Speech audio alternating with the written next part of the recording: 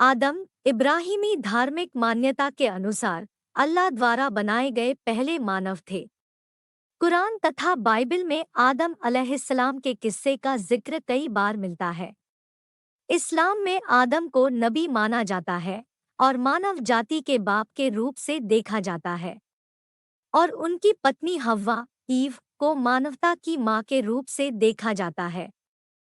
इस्लामी मान्यता के अनुसार आदम और हव्वा दोनों इस्लाम का पालन करते थे, जो समय के साथ कम होता गया, और फरिश्तों से अर्ज किया कि मैं जमीन में अपना खलीफा बनाने वाला हूँ। उस वक्त जमीन में जिन्नात रहते थे और इब्लीस की बादशाहत थी, लिहाजा आपके बारे में कुछ बताने से पहले शैतान इब्लीस का जिक्र करना जरूरी है, क्योंकि आदम अलैहिस्सलाम के दुनिया में आने से पहले की जिंदगी।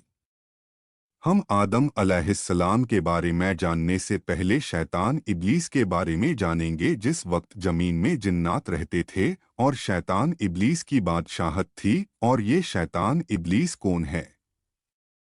शैतान इब्लीस और इब्लीस कौन है, और दोनों एक ही है, तो इब्लीस को शैतान इब्लीस क्यों कहा जाता है?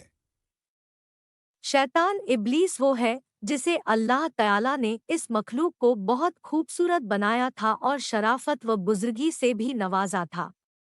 जमीन और दुनिया के आसमान की बादशाहत दी थी।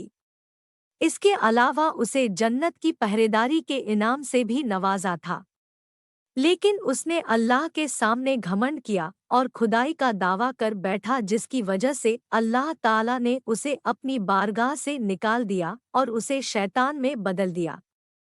उसकी शक्ल बिगाड़ दी और अपनी लानत फरमाई, उसको अपने आसमानों से निकाल दिया और आखिरत में उसको और उसकी पैरवी करने वालों का ठिकाना जहन्नुम करार दिया।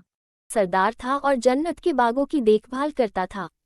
उसको दुनिया और आसमान दोनों की बादशाहत मिली हुई थी। इब्ने जरीह रज़ियल्लाहु अन्हु से रिवायत, इब्ने अब्बास रज़ियल्लाहु अन्हु के हवाले से, फरिश्तों का एक कबीला जिन्नात से ताल्लुक़ रखता था, इब्लीस उन्हीं में से था। इस कबीले के फरिश्तों को आग की गर्म लो से पैदा किया गया था, और ये लो शोलों की तरह नज़र नहीं आती, लेकिन सिर्फ महसूस की जा सकती है, और सारी गर्मी इसी में होती है। इस कबीले के अलावा बाकी सब फरिश्तों को नूर से पैदा फरमाया।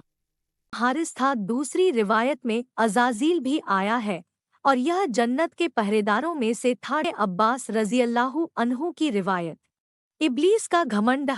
अल्लाह ताला कुरान पाक में फरमाता है, और उनमें जो कहे कि मैं अल्लाह के सिवा माबूद हूँ तो उसे हम जहन्नुम की सज़ा देंगे।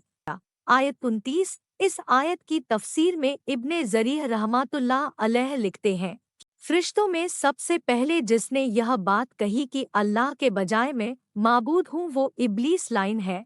हज़रत कादा रज़ियल्लाहु अन्हु फरमाते हैं कि यह आयत अल्लाह के दुश्मन इब्लीस के बारे में उतरी। अल्लाह ने इस पर लानत फरमाई और इसे अपनी रहमत से निकाल दिया, और फरमाया हम इसे दोस्त की सज़ा देंगे और जालिमों को हम इसी तरह का बदला दिया करते हैं। अल्लाह ताला कुरान पाक में एक जगह और इरशाद फरमाता है,